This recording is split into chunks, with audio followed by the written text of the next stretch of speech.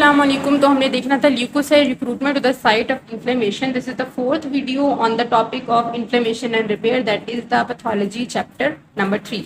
तो चलिए जी स्टार्ट करते हैं। रिक्रूटमेंट ये जो है ये एक बहुत ही इंपॉर्टेंट, आप कह सकते हैं कि की फंक्शन है। जो भी इन्फ्लेमेशन करा रहे हैं ना उसको कराए इस मकसद के लिए रहे हैं कि हम लोग जो है ना ल्यूकोसाइट को इन्फ्लेमेशन वाली साइट पे ले जा सके, ताकि वो वहाँ जाके जो ऑफेंडिंग एजेंट है उसको रिमूव करा सके। अब आपको पता है कि इन्फिल्ट्रेशन दो तरह के जो है ना ल्यूकोसाइट्स की मेजरली होती है। एक होता है न्यूट्रोफिल जो कि एक्यूट इन्फ्लेमेशन के अंदर इंपॉर्टेंट होते हैं, और दूसरे होते हैं हमारे पास मैक्रोफेजेस या मोनोसाइट जो कि क्रॉनिक इन्फ्लेमेशन के केस के अंदर इंपॉर्टेंट होते हैं।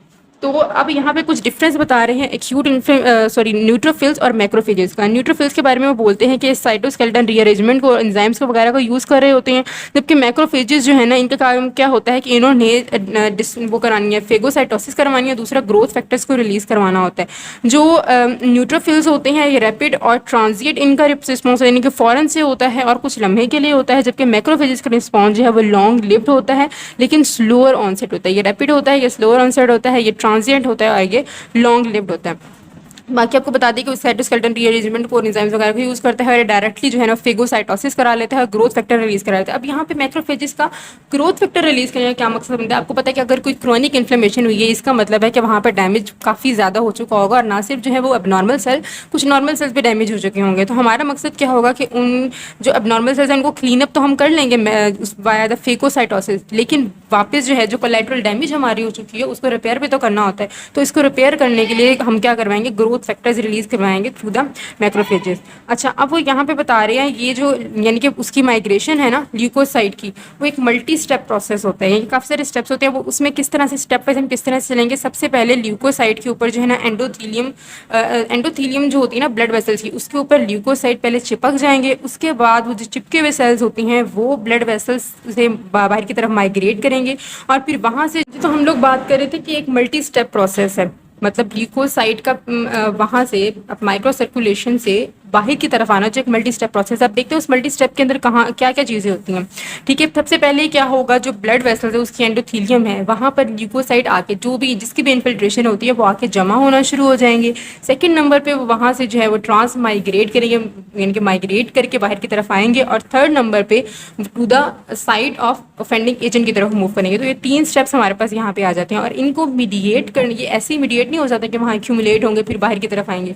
ये मीडिएट हो रहे होते हैं वहाँ एडहियन मॉलिक्यूल जो कि एंडोथेलियम के साथ चिपकाते हैं, और साइटोकाइन जो कि कीमोटैक्सिस करा के उसे ऑफेंडिंग एजेंट की तरफ लेके जा रहे होते हैं। तो आपने इस चीज़ को जो है ना वो याद रखना है। अच्छा, अब ये जो यही वाले स्टेप्स यहाँ पे तीन लिखे हुए ना, एडहियन वाला, फिर ट्रांस माइग्रेशन और movement toward the offending agent, उसको ही हम बारी बारी पढ़ेंगे। तो पहले हम leucocyte adhesion to the vessels wall पढ़ते हैं। तो आपको पता है कि जब भी ब्लड जो है वो फ्लो कर रहा होता है, काफ़ी तेज़ी से वो फ्लो कर रहा होता है, तो इसमें जो है ना लैमिनार फ्लो आ जाते हैं, यानी कि जो चीज़ें हल्की हैं वो सेंटर की तरफ आ जाएंगी, जो भारी हैं वो वॉल्स की तरफ जो है कंप्रेस होना शुरू हो जाएंगे। तो जो रेड ब्लड सेल्स हैं वो काफ़ी लाइट होते हैं, छोटा साइज होता है, तो वो सेंटर की तरफ यानी कि वो सेंट्रल एक्सियल कॉलम बना रहा होता है, और वाइट ब्लड सेल्स जो है ना वो वैसे दीवार की तरफ चल रहे होते हैं। ठीक है, वो उसके साथ चल रहे होते हैं। Endothelium of the blood vessels आप समझ ले वहाँ पे जा रहे होते हैं। आपको पता है कि जैसे इन्फ्लेमेशन शुरू में होती है तो वहाँ पे क्या होना शुरू होती है? स्टेसिस होना शुरू होती है, हम पीछे डिस्कस कर चुके हैं।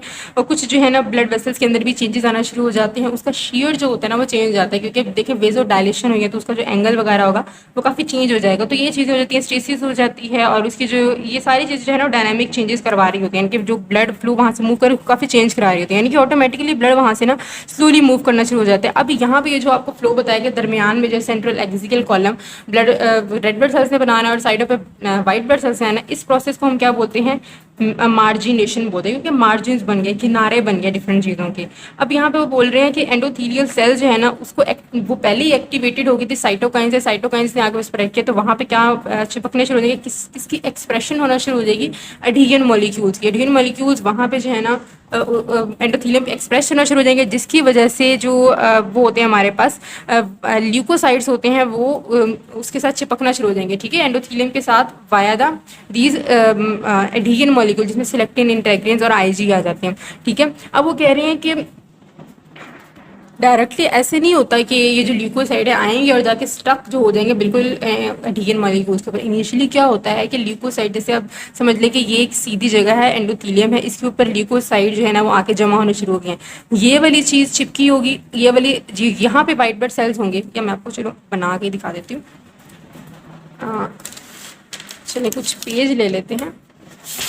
मेरे पास ये पेज है। अच्छा, यहाँ पे क्या है, इस तरह से हमारी ब्लड वेसल जा रही है, ठीक है। यहाँ पे क्या होगा, ल्यूकोसाइड जो है ना काफी सारे यूं इस तरह से यहाँ पे गोल अंडा बना लेंगे, ठीक है। अब ये जो इस तरफ वाले हैं दीवार की तरफ, ये तो इंटेग्रिन के साथ चिपके होंगे, जबकि ऊपर वाले नहीं चिपके होंगे। लेकिन ये अटैचमेंट जो कि इतनी ज्यादा स्ट्रांग नहीं होगी, क्या होगा, ये डिटेच होना शुरू होंगे, ये आगे की तरफ रोल होना शुरू होंगे, फिर ये अटैच हो जाएंगे इसके साथ, फिर ये चीज़ आगे की तरफ जाएगी, फिर यही गोला जो है यहाँ पे आ जाएगा। तो ये चीज़ें क्या हो जाती हैं, आगे की तरफ ल्यूकोसाइड का जो एक गुच्छा सा बन गया वो आगे की तरफ मूव करना शुरू हो जाता है। इस प्रोसेस को आप खुद बताएं, इसको क्या कहना चाहिए, इसे रोलिंग कहना चाहिए। ये रोलिंग हो रही है, तो पहले ही जाके स्टक कर नहीं कर जाते, चिपक नहीं जाते, वहां पे क्या होती है, रोलिंग हो जाती है, ठीक है।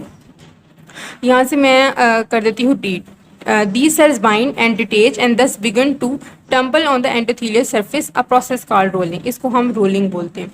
The cells finally come to rest at some point. ऐसा होता रहता है यहाँ तक कि किसी पॉइंट पर वो फर्मली वहाँ पे एडहेयर ना हो जाए। जब एडहेयर हो जाएंगे तो फिर बाहर की तरफ आना शुरू हो जाएंगे, डिफरेंट मतलब वो हो गए कंस्ट्रक्ट होके ना, वहाँ से एंडोथेलियम के दरमियान जो स्पेस होती है, इंटर एंडोथेलियल स्पेस, वहाँ से बाहर की तरफ आना शुरू हो जाएंगे। अच्छा, तो यहाँ पे वो इसी तरीके से बता रहे हैं कि ये इनके एंडोथेलियम पर एक्सप्रेशन कौन कराता है, वो साइटोकाइंस होते हैं, डिफरेंट मीडिएटर्स होते हैं जो एक्सप्रेशन कराते हैं। वो अभी हम नहीं, हम सीक्वेंस वाइज इनको देखेंगे। अब हमारे एडियन मॉलिक्यूल्स की तरफ स्पेसिफिकली पहला जो है सिलेक्टिन, ये इनिशियल होता है, इनिशियल वीक जो होता है ना इंटरेक्शन करवाना, जिसका होता है, जिसकी वजह से रोलिंग हो रही होती है, तो उसको हम बोलते हैं सिलेक्टिन के काम करवाते हैं। तो initial weak interaction between the leukocyte and endothelium किसकी वजह से होता है, सिलेक्टिन की वजह से होता है। सिलेक्टिन का थोड़ा सा वो बता रहे हैं कि वो किस तरह से होता है कि एक्स्ट्रा सेलुलर डोमेन होता है जहाँ पे जो है ना शुगर आके बाइंड कर सकती है, ठीक है। शुगर कोई भी पॉलीसेकेराइड वगैरह जो है ना इसके ऊपर आके अटैच हो सकते हैं, तभी तो इसका नाम लेक्टिन दिया गया है, ठीक है। सी लेक्टिन में लेक्टिन आ रहा है, यानी कि शुगर इसके ऊपर बाइंड कर सकती है। अभी जो हमारे पास सिलेक्टिन्स होते हैं ना, वो 3 टाइप की होती है। ई होता है जो कि एंडोथेलियम के ऊपर एक्सप्रेस होता है, ठीक है, यानी वास्कुलर एंडोथेलियम के ऊपर एक्सप्रेस होता है। पी जो होता है, पी सिलेक्टिन, वो प्लेटलेट्स के ऊपर एक्सप्रेस होता है, साथ में एंडोथेलियम पे भी एक्सप्रेस होता है। और जो एल वाले हैं, ये ल्यूकोसाइड्स के ऊपर एक्सप्रेस होता है, इसमें डिफरेंट ल्यूकोसाइड आ जाती हैं, ठीक है। ये आपको मैं टेबल से ऐसा करती हूँ, ये चीज़ जो है ना आपने टेबल से ये टेबल है, ठीक है। टेबल में आपने ये वाला कॉलम करना है, ये वाला कॉलम करना है, लिगेंड वाला कॉलम नहीं करना। इसमें जो बस जो ICAM1 है ना, इसका फंक्शन आपको बता दूंगी, वो थीर में भी वैसे लिखा हुआ है, तो इस वजह से बस ये करना है। बाकी वाले लिगेंड्स आपने इसमें मैंने क्या किया है, क्रॉस किया, आपने वैसे क्रॉस करते हैं। तो सिलेक्टिंग हमने कितने रहे बताई, LENP, लेफ्ट से आप याद रख लें। जो पहले एल वाला है वो ल्यूकोसाइड में होता है। कौन कौन से ल्यूकोसाइड, न्यूट्रोफिल्स आ गए, मोनोसाइट्स आ गए, टी सेल्स आ गए, बी सेल्स आ गए। उसके बाद ई वाले हैं, ई कैसे होते हैं, एंडोथेलियम, जिसको एक्टिवेट किसने किया हुआ है, डिफरेंट साइटोकाइन, जिसमें आ जाता है ट्यूमर नेक्रोसिस फैक्टर यानी कि TNF और इंटरल्यूकिन 1। फिर आ जाता है हमारे पास पी सेल, वो कहाँ पे होते हैं, प्लेटलेट्स पर होते हैं। इसके अलावा एंडोथेलियम एक्टिवेटेड बाय साइटोकाइन, जो कि पहले भी था, TNF और इंटरल्यूकिन 1 से एक्टिवेट हुई है।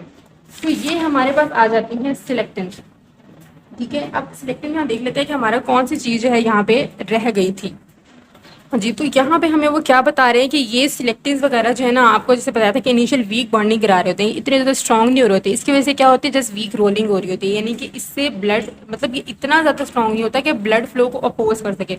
ब्लड फ्लो की वजह से ल्यूकोसाइड आगे की तरफ जा ही रहे होंगे। तो फिर ये क्यों करवाई जा रही होती है, कि इसलिए करवाई जा रही होती है कि बेशक वो आगे की तरफ जाएं, लेकिन वो स्लोली मूव करें।